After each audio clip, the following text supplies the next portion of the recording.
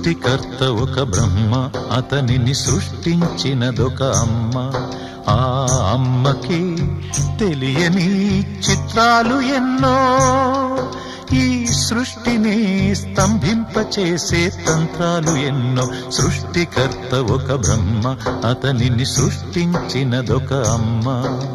సృష్టికర్త ఒక బ్రహ్మ, అతనిని సృష్టించినదొక అమ్మ.